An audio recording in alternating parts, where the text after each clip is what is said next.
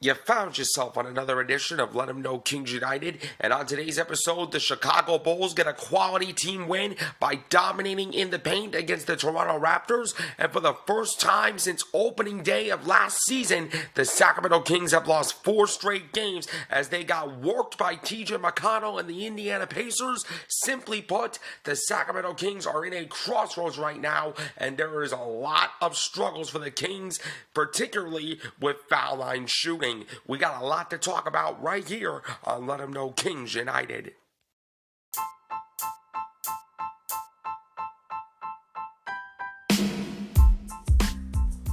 And now, ladies and gentlemen, it is that time for the post-game reaction podcast of the Cleveland Cavaliers, Sacramento Kings, and the Chicago Bulls. This is Let 'em Know Kings United.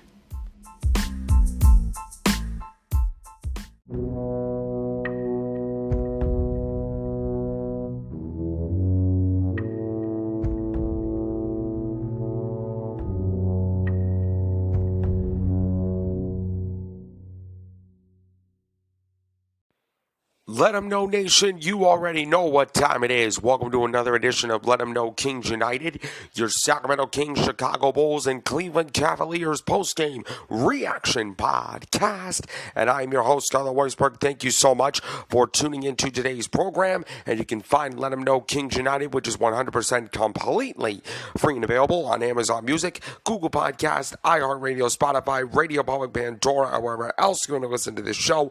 Give the show a follow on those platforms. If you can please turn on your notifications so you know about the next episode. Please rate, spread the word out to your friends, and give Let 'em Know Kings United a 5-star review on whatever podcast platform you want to listen to this on. It is a great way to support the podcast, and I appreciate every single one of you for tuning in.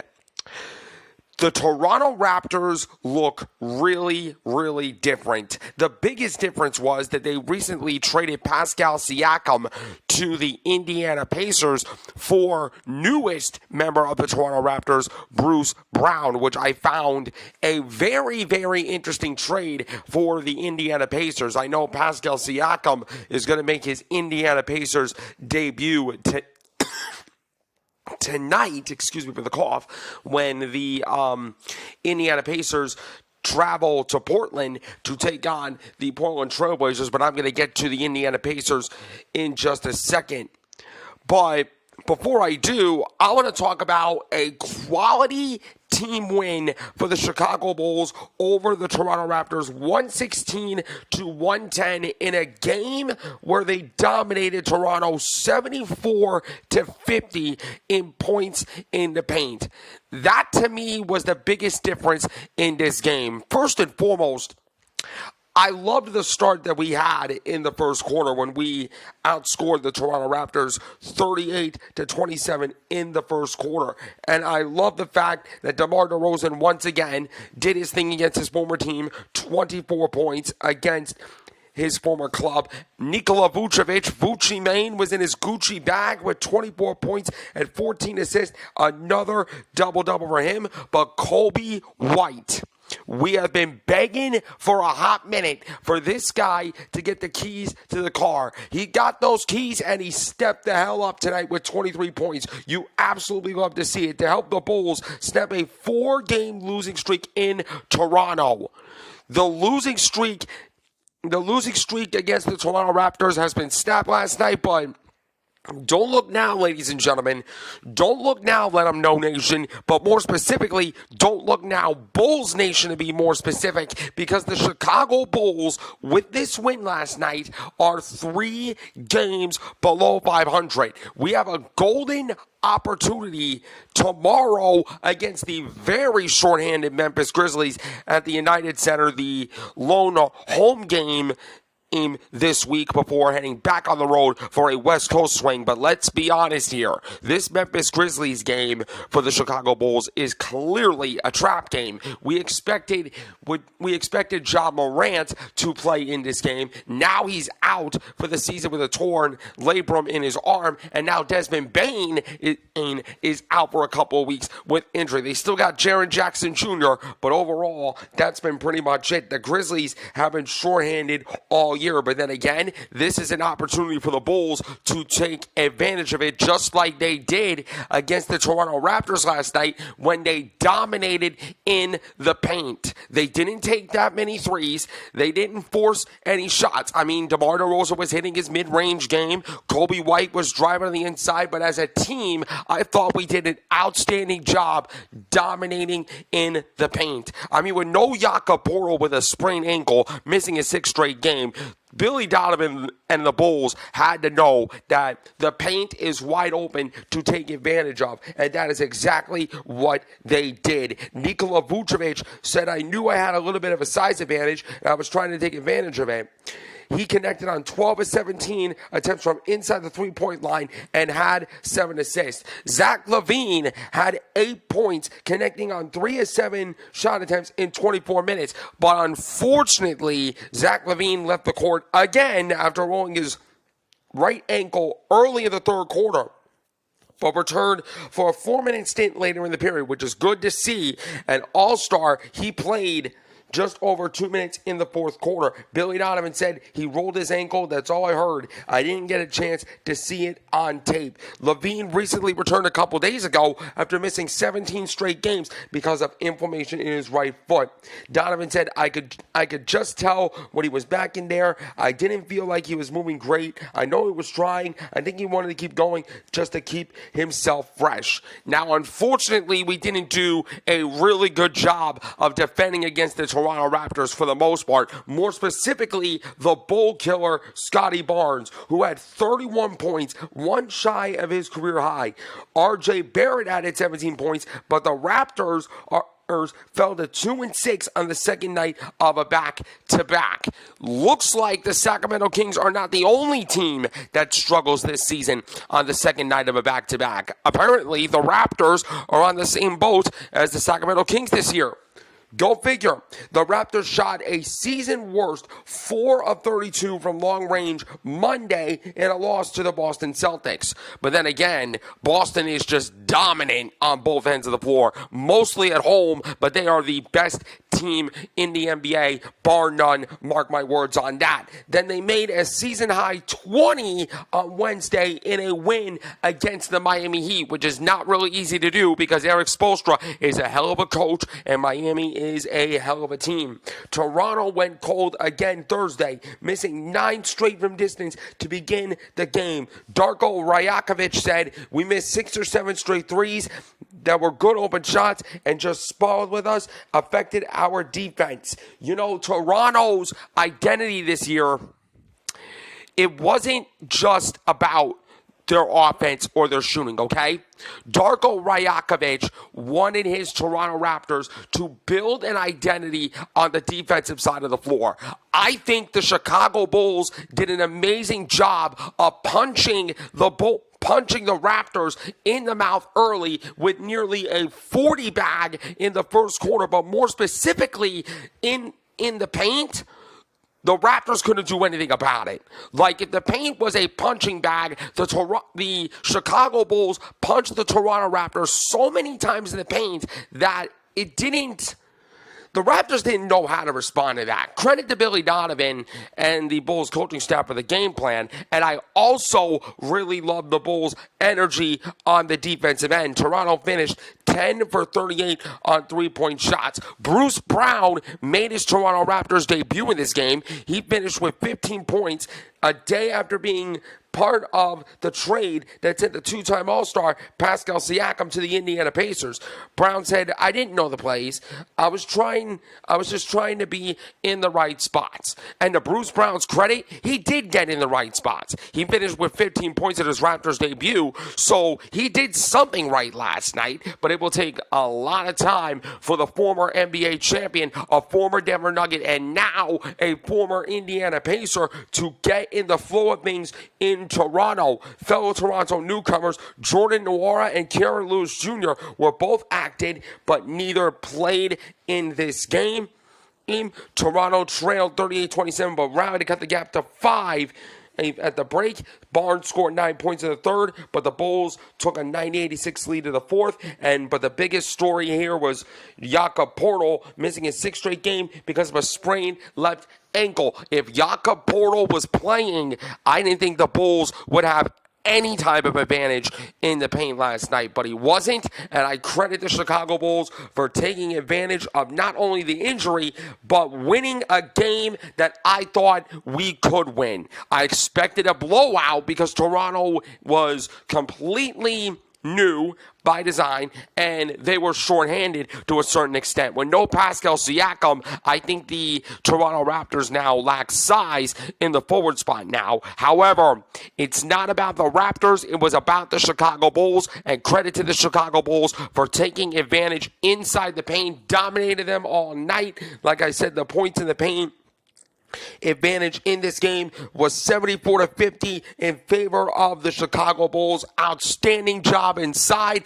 Nikola Vucevic played a really big role in that. The other stats in this game, the Bulls shot 52% from the field, which is a positive, but both teams really struggled from 3, 25% compared to 26.3% respectively. But I loved how the Chicago Bulls, when the threes were not falling, they didn't force any threes. They took shots from mid-range, but more specifically inside the paint. I thought Nikola Vucevic and DeMar DeRozan more specifically had the right mindset coming into this game. Both teams shot well for the free throw line, 82% and 80% respectively. The rebounds were 42-38 in favor of the Bulls, including 9 of those on the offensive glass. The assist numbers were pretty even, a slight advantage to Toronto, 31-30. The steals and the blocks were even at 7-5, 7 and 5 apiece respectively. Both teams didn't do a really good job of taking care of the basketball. The fast break points were 21-6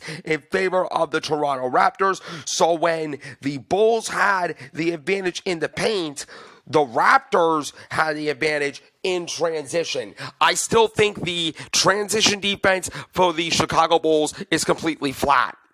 It's completely flat. And honestly, as much as I love to see Chicago improving, they need to work on transition defense. When the shot goes up and Toronto gets a fast break opportunity, you need to play a shell drill. Sprint back defensively, get to your man, see ball and man with back to the baseline. If you don't do that, that's how the Toronto Raptors got 21 fast break points tonight, because we weren't willing to get back to our man, and again, they probably gave up a dive cut or two. That's something that the Chicago Bulls have been struggling all year. But credit to them, they dominated in the paint.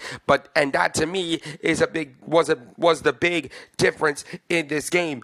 DeMar DeRozan, the mid-range king, Mr. Fourth Quarter. Compton's in the house, 24 points, 7 rebounds, 6 assists, 1 steal. He played really great tonight. Vucci Mane was in his Gucci bag with 24 points, 14 rebounds, 7 assists, 2 steals, and a block. He was 12 for 20 from the field. Kobe White, he finally got his moment. He hit the dagger layup to seal the game, 23 points, 8 rebounds, 4 assists, 2 steals. A great game overall by Kobe White. Patrick Williams, welcome back off the bench. He finished with 12 points. He was 5 of 9 from the field, 2 of 3 from three-point range. And so really good to see Patrick Williams back on the floor for the Bulls. Alex Caruso finished with 10 points, but he had 4 assists, 2 steals, 2 blocks, and 3 big-time rebounds. and Ayo Dosunmu did really well off the bench with 10 points. As for the Toronto Raptors, Scotty Barnes kills the Bulls like he normally does with 31 points, 7 rebounds, 6 assists, 3 steals, 3 blocks. He played really good for the Toronto Raptors last night. RJ Barrett, 17 points.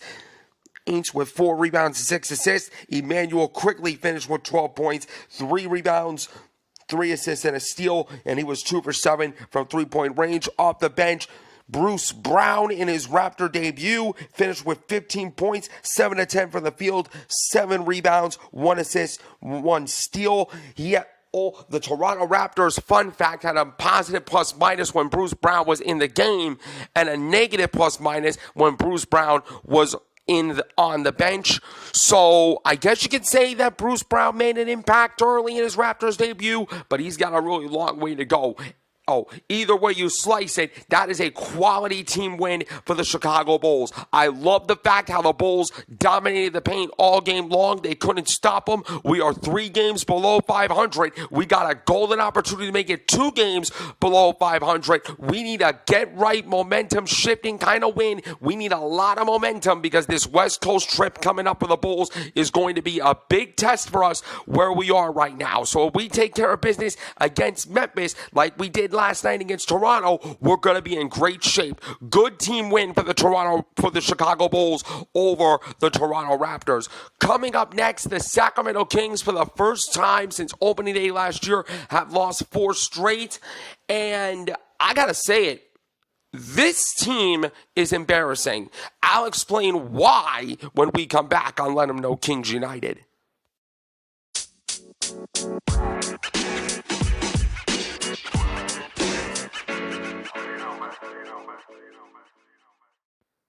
We're back on Let 'Em Know Kings United, and I've been doing a whole lot of thinking, right? After the nearly epic comeback attempt against Milwaukee when Damian Lillard hit the buzzer beater, broke the hearts of Sacramento, and after the most epic collapse of the season, blowing a 22-point lead just for the Phoenix Suns to come back and ultimately win against the Sacramento Kings, I thought last night's game at the Golden One Center between the Kings and the Pacers was a chance for the Sacramento Kings to not only respond and not only to bounce back, because they have been one of the best teams in the NBA when it comes to bouncing back after losses, but to get their minds right. They're back at home, they're back at Golden One Center, and an opportunity for the Sacramento Kings to get right back on track, right? Wrong. The Sacramento Kings have lost 4 games in a row for the first time since, wait for it, the opening week of last season when they started 0-4 as the number 1 offense in the NBA, dominate the Sacramento Kings from pillar to post, 126 to 121. Now I know that score line deceives you because the Sacramento Kings, and I was watching this game on demand on my NBA League Pass, the Sacramento Kings made a run and a comeback attempt late in the fourth quarter. I really do not give a damn about the Sacramento Kings making a comeback attempt because what I just saw, what I just watched is the most lifeless and most heartless team in the NBA right now. They are in the midst of the crossroads. Actually, I think the Sacramento Kings are in a crossroads right now because think about it. Last year, Sacramento started 0-4. They are the number 1 offense in the NBA, one of the best offenses of all time. This year, the Indiana Pacers have the number 1 offense and clearly the coach of the year in Rick Carlisle, and they didn't slow down. Now, they got Pascal Siakam via a trade, but Pascal Siakam did not play last night against Sacramento. He is going to make his Indiana Pacers debut tonight when the Indiana Indiana Pacers take on the Portland Trailblazers. I will probably be watching that game live because I want to see how Pascal Siakam looks in his Indiana Pacers debut. I bet one guy that will not play is the point guard, Tyrese Halliburton. He missed his 5th straight game due to a hamstring injury, but the way that Sacramento was giving TJ McConnell open lanes all night long, it was almost like TJ McConnell was Tyrese Halliburton in a way. But Benedict Mathurin was a guy that really stepped up for the shorthanded Indiana Pacers tonight, scoring 25 points. Indiana was without newly acquired forward Pascal Siakam, who had yet to join the team following a trade from Toronto, while a strained left hamstring kept the all-star point guard Tyrese Halliburton out for the 5th straight game. Also, they were without Andrew Nembhard and Aaron Nesmith. So the Indiana Pacers were clearly shorthanded. So was it a trap game for Sacramento? For a certain extent, no, because Indiana was really talented on the offensive end. But the way that Sacramento is playing right now, I guess you could call it that to a certain extent, because once again, they defensively piss poor effort on the defensive end. Piss poor. Indiana dominated in the paint. Dominated. Just like the Chicago Bulls, like I talked about in the last segment, dominated the paint against the Toronto Raptors. The Indiana Pacers had a freaking field day at the hands of Sacramento. Mathurin said, we were short on guys. I feel like our guys who didn't play as much the past couple of games pretty much stepped up. The MVP of this game on both ends of the floor was TJ McConnell. He had 20 points and 10 assists to help Indiana win for the 10th time in the last 13 games. Miles Turner added 18 points, and Jalen Smith had 17 points and 13 rebounds. Rick Carlisle said McConnell set the tone. He was in the paint for the entire first half and continued attacking it in the second. I thought Mathurin was terrific in the second half as well. As far as the loss, Mike Brown said a loss like this should sting. I know that we can be a better defensive team than what we are, so it has to start there, because at the end of the day, we're going to figure out a way to score. We just got to figure out a way to slow some of these teams down. Let me break this down for you, Mike Brown, in a way that you can understand it. This Sacramento Kings team is in the midst of adversity right now.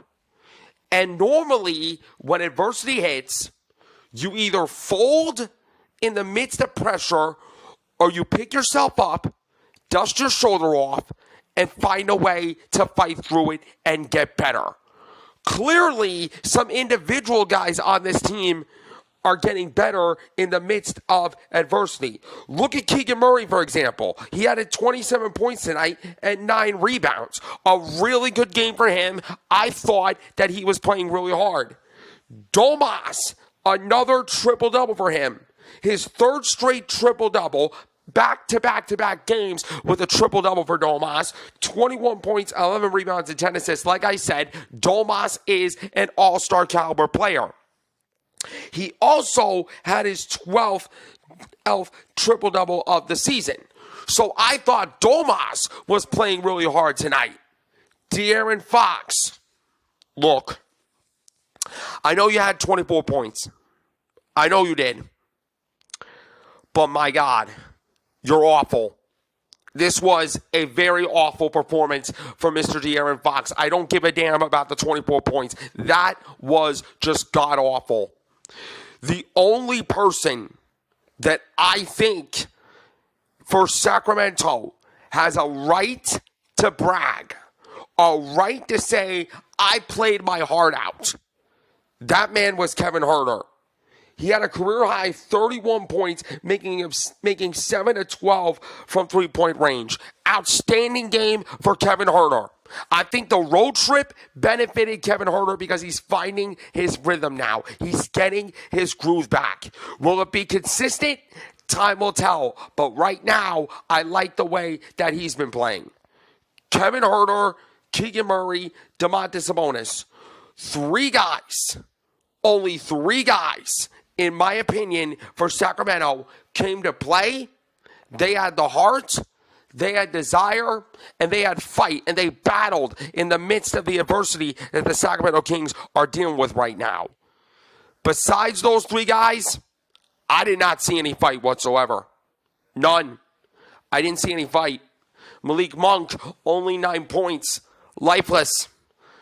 Harrison Barnes, do not get me started on him.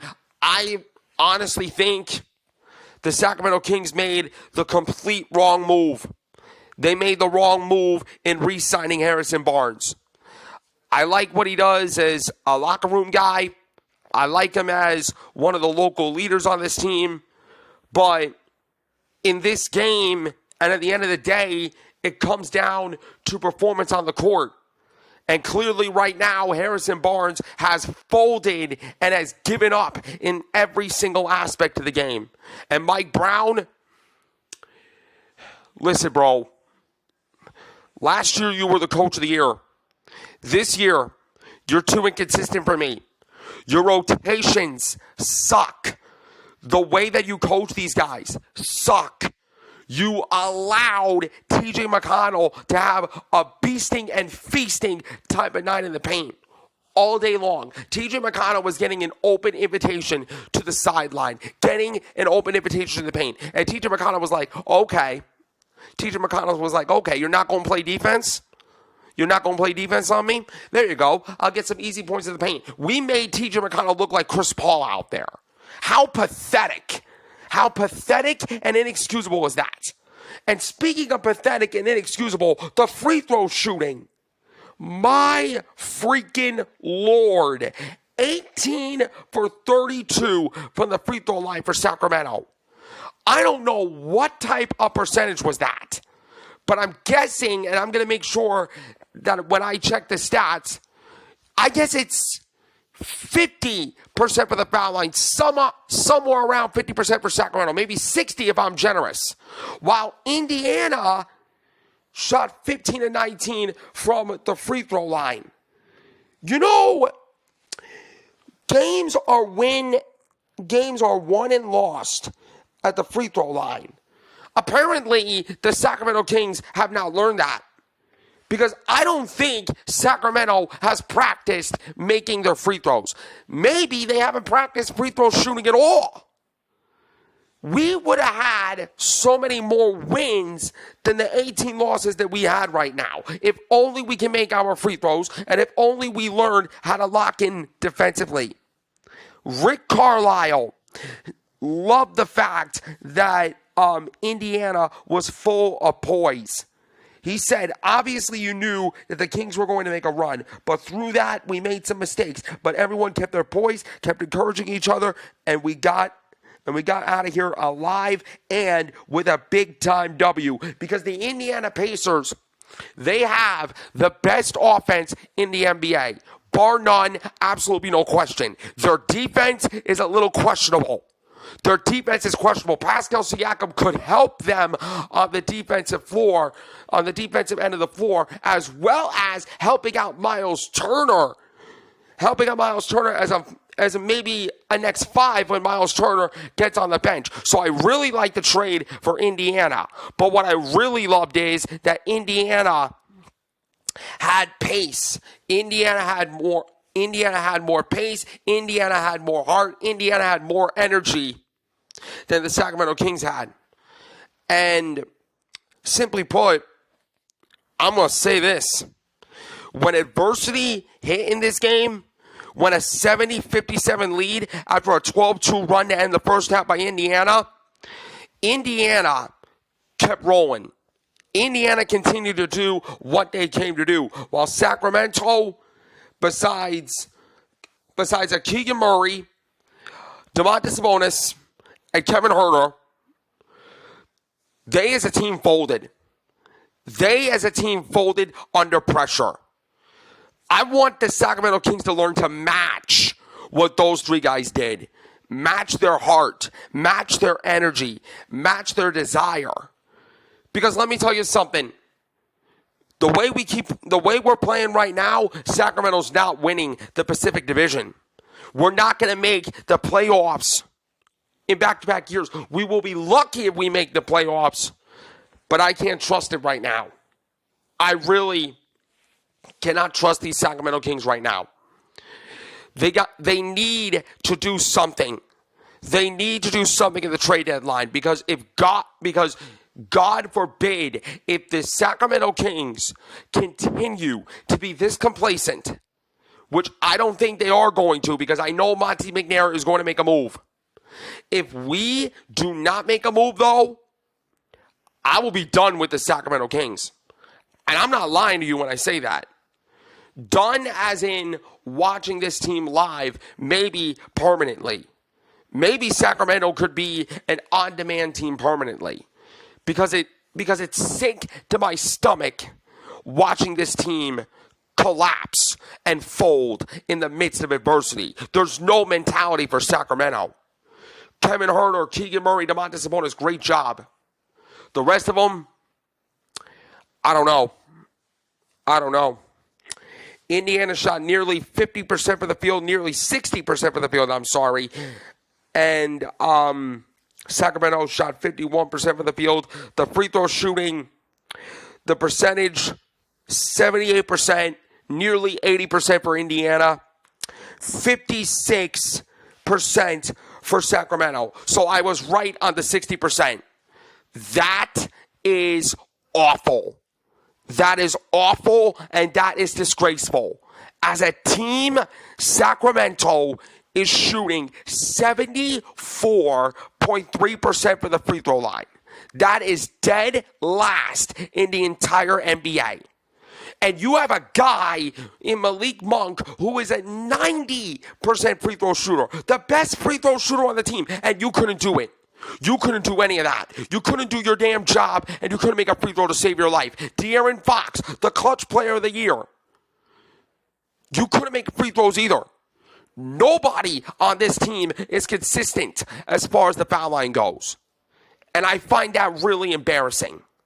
I find that really embarrassing that this team does not know how to make the easiest shot in the game of basketball. Clearly, what was supposed to be the easiest shot in basketball, the Sacramento Kings are making it look hard. Even though Sacramento out-rebounded Indiana 38-34, Indiana did a really good job of sharing the basketball, 33-27 in as far as the assists. The points in the paint, 62-54 in favor of Indiana. But again, when you shoot 56% from the foul line in this game, and when only 3 guys from Sacramento showed up and gave you their best effort, it's not good enough. It is not good enough. Maybe Sacramento is not ready yet. I thought last year the Kings were back. I thought last year the Kings were ready and were poised enough to make a lot of noise. I don't think I could say the same thing this year. There's going to be a lot of soul searching in the next couple weeks. And I really, really hope that Sacramento can figure it out. But right now, this team is too lifeless, too heartless, and too pathetic, especially for the free throw line, that I can't trust them. TJ McConnell, like I said, the Kings made him look like Chris Paul out there. He dropped 20 points with 10 assists and a steal, 9 of 14 for the field. Benedict Mathurin stepped up with 25 points, 3 rebounds, 4 assists. Buddy Hield, the former Sacramento King, finished with 12 points, 2 of 6 from three-point range with 8 rebounds and 5 assists. Miles Turner, 18 points, 2 rebounds and an assist on the night. Jalen Smith, 17 points, 13 rebounds, an assist and a block. Miles Turner, by the way, also got a block. Obi Toppin on the bench finished with 10 points. Shepard on the bench finished with 7 points. And for Sacramento, only 3 guys showed up. Kevin Huerter, career high for him, 31 points, 4 assists, a steal and a block, 2 rebounds, 7 of 12 from three-point range. Keegan Murray, 27 points, 9 rebounds, 2 steals. Domantas Sabonis, another triple-double. What else is new with him? 21 points, 11 rebounds, 10 assists, but only 5 of 8 from the free throw line. The only person that was positive for the free throw line this game, Kevin Huerter was spinning. Kevin Huerter with 2 for 2, but Keegan Murray was the best performer from the free throw line, 4 of 5 for three-point range. Sasha Vezenkov, 7 points off the bench. 3 rebounds, 2 of 3 from 3, 2 of 3 for the field. Malik Monk, 9 points in 26 minutes. 1 of 6 from the free throw line. Harrison Barnes, 2 points in 22 minutes. Absolutely pathetic. You cannot rely on 3 guys like Domantas Sabonis, Kevin Huerter, and Keegan Murray to put yourself in. There's got to be a complete team effort. There's got to be a team that matches the heart, matches the energy, matches the intensity that some of these teams against Sacramento have. Because let me tell you something, until Sacramento learns that, it's going to get worse. And I know Monte McNair is going to make some moves at the trade deadline, like I said. But if we don't make a move, my days of covering the Sacramento Kings may be numbered. That's going to do it for today's edition of Let 'Em Know Kings United. You can find this show on Amazon Music, Google Podcasts, iHeartRadio, Spotify, Radio Public, Pandora, or wherever else you want to listen to this show. Give the show a follow on those platforms if you can, please.